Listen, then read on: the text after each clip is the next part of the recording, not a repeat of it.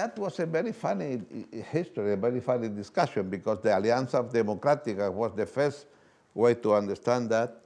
Then there was some other institutions of the civic society, the profession, the physicians, the lawyers, the teachers. All several of those associations have a very broad front, a civic front, the civil society. And in addition to that was some student movements, plus the trade union leaders. So you have a labor movements and student movements. There was also another very important one, that was the women movements. Mujeres por la vida, women for life.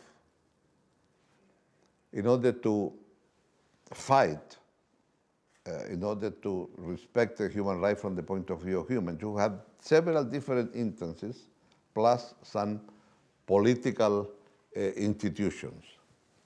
Now, it's true, it's much easier to say no and to agree to say no than to put together some program after the no succeed. But that's another story, you know.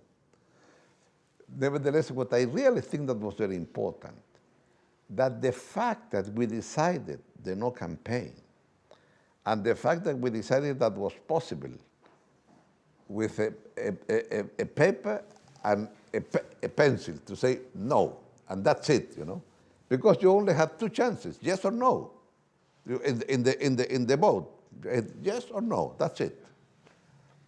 And then the big issue was how you're going to register and how you're going to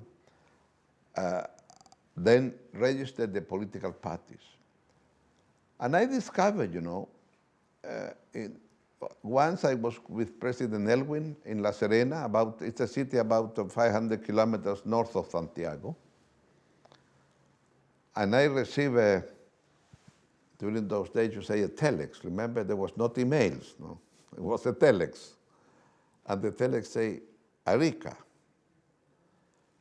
President Pinochet today says that there is somebody called Lagos. Be careful, Lagos, we are watching you. And some of the journalists that were in that meeting give me that paper. And that was the first time that Pinochet addressed me by name. And in the middle of that act, there was a small number, no more than 20, 25 people that belonged to the Communist Party. And at that time, they say that inscripción traición.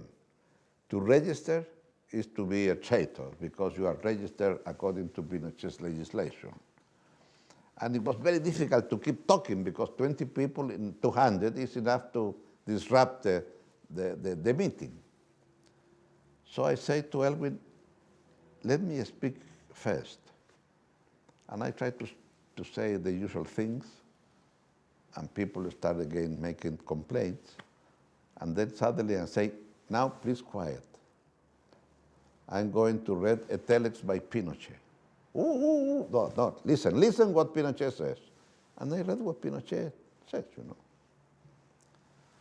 And then I say, now, Mr. Pinochet, I'm going to answer you. My goodness, it was terrific. You know what happened? The 20 guys that were making complaints started clapping. You know? I mean, the fact that I addressed straight to Pinochet. And then I answered something, you know, I will keep doing what I'm doing because democracy will return and we will defeat you in the plebiscite. But the fact that I addressed him straight, I discovered that was much better than making the usual speeches. And from then on, I keep doing that. And it was funny because then we went to TV, and then on TV it's quite different to speak to 12 million or 3 million people on TV than to speak to 200 people in the audience in La Serena. And then that's the reason why I went to TV and I saw the camera and talked straight with Pinochet, you know, yeah.